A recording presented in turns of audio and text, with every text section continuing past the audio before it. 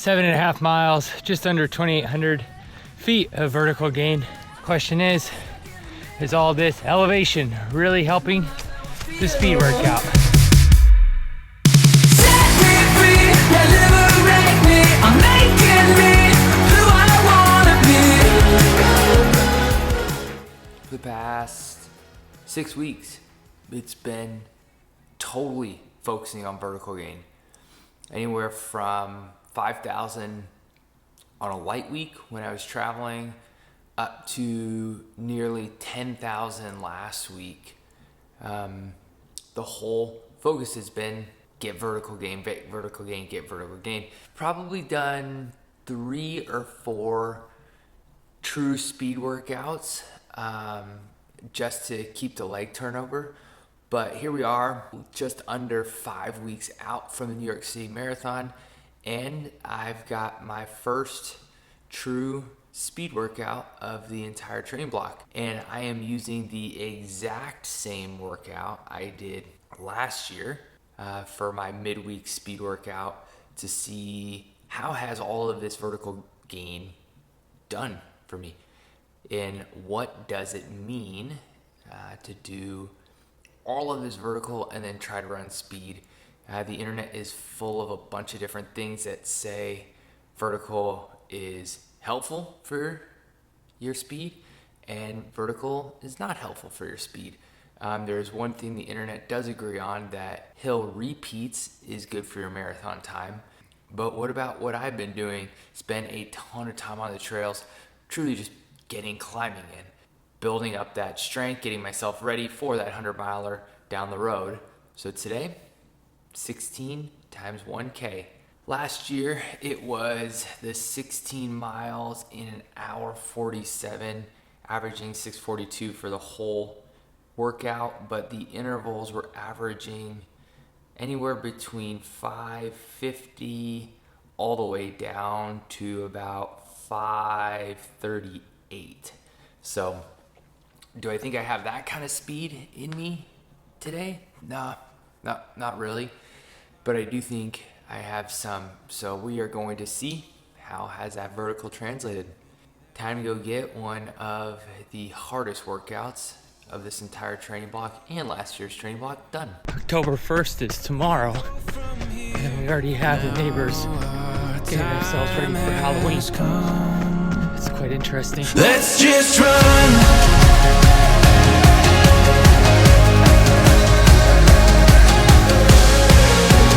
We've only just begun, so let's just run.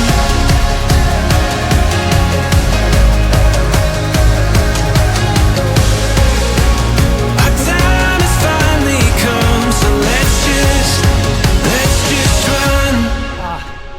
All right, that was a good one.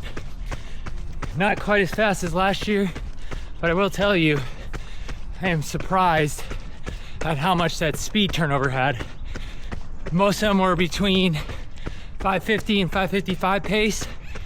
A couple of the big uphill ones over 6, a couple of downhill ones in the 5:40s. So, not surprised that it wasn't where last year was, because I had such focused marathon speed training, but also surprised at how much the speed is around. So we'll see this weekend. Long run, that will be incorporating some marathon pace miles. So test number 2 is all the endurance vertical help me with some marathon speed. Second speed effort this week. This is the marathon test to see is that vertical got the legs ready.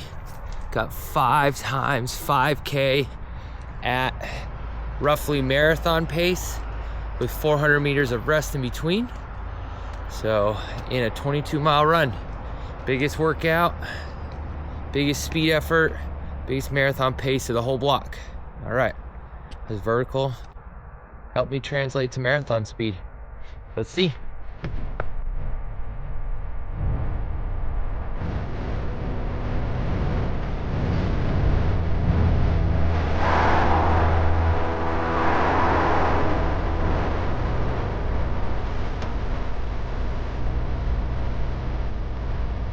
All right, that second one, probably 4 to 5 seconds too fast per mile for the second one. So I can try to back off, but it felt like crazy smooth and crazy easy.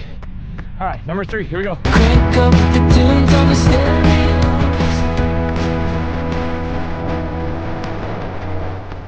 And super relaxed. And that one down to a 6:13 average. So keep dropping it. Last one, here we go. Start with a big uphill and then nice little rollers. Come on, last one, feeling fresh. Last one done, probably between 6:10 and 6:11, I think, on that interval. So shockingly progressive through that entire workout. And man, I think I have some conclusions about how all this vertical endurance has helped marathon speed, maybe in a different way. But time to cool down, kind of give my thoughts on how this vertical endurance has helped my marathon training. Whew, big 22, done. So the question is, did all of this vertical endurance that I've been doing, running trails versus focusing on speed, actually help? Now that I had gotten the 2 workouts that you have seen in, as well as a third one of the exact same workouts that I did in 2024, where I PR'd, versus 2025 in all of this different type of training that I've done, we got some comparisons that we'll be able to look at and go, okay, is it helping with marathon speed or is it not? My hypothesis is, for just myself, and what I'm seeing is my top end speed is not nearly as fast as it was last year when I was doing all the speed workouts. But when it comes to the endurance aspect of speed, needing the strength later on in the intervals that I'm doing, I do find that this vertical endurance that I've been doing has actually maintained like kind of the speed endurance that I need. If I take my training from 2024 to 2025, it's pretty similar. 2024, 80 miles a week with no cycling as kind of base training. 2024, I'm averaging 70 miles a week with doing 2 to 4 evening bike rides, which would be the equivalent of running an additional 10, 12, 15 miles, roughly the same amount of fatigue in the legs for 80-mile weeks. Secondly, same job, same location, a lot of the same courses for these speed workouts. Yeah, there's the difference in how did I feel that day versus not feel that day. I can only go back to my videos from last year and take a look at that, but they're pretty equal. So I'm comparing what I would consider apples to apples in these workouts. So the first workout, 16 times 1K, and you can see from the difference in when you compare them side by side.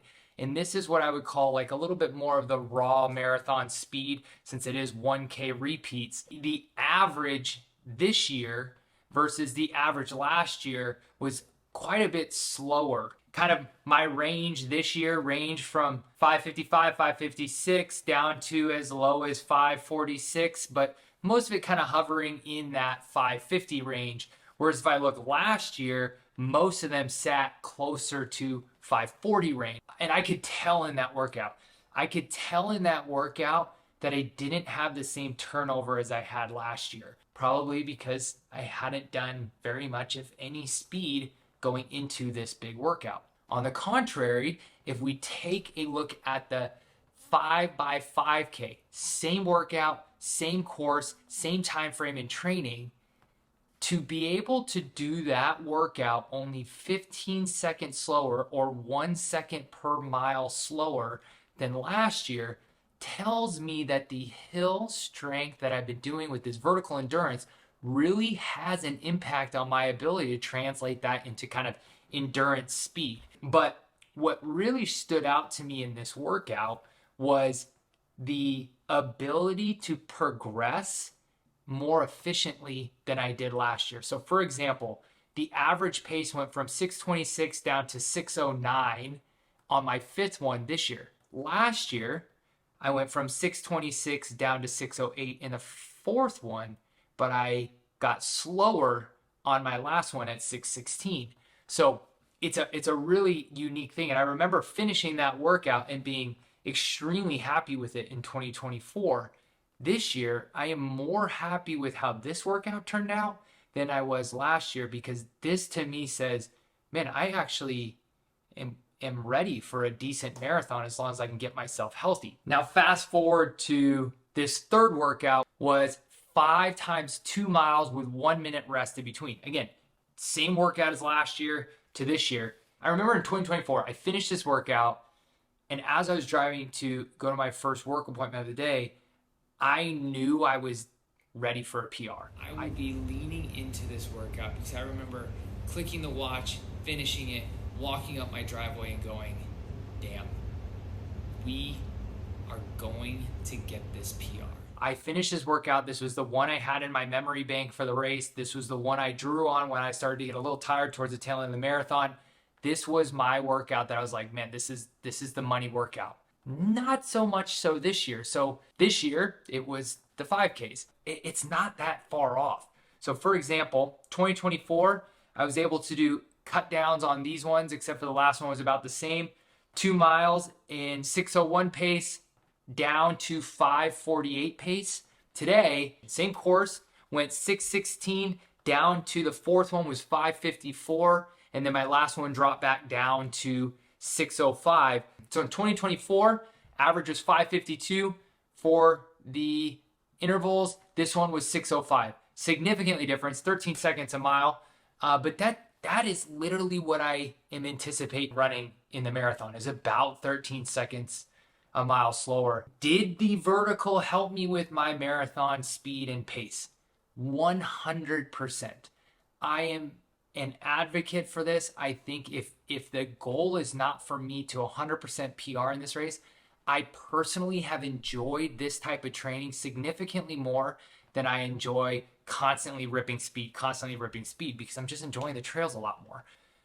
Is this the workouts that I would do and the build that I would do if I'm trying to PR? Foreshadowing, I'm going to try to PR in 2026. No, I would go back to more speed earlier on, get the leg turnover, get to where I need to in order to run a faster time. For me, what did these workouts tell me? I'm about where I need to be. Headed up to Lake Tahoe to go get a little bit more fun trails for a long weekend with the family. With it now less than a month away, my 10th New York City Marathon, coming in with a totally different training. But this type of workouts have been fun. It's been awesome to see the progress. And now, let's dial it in. 1 month left. New York City times 10. Here we go. Set me free, yeah, liberate me. I'm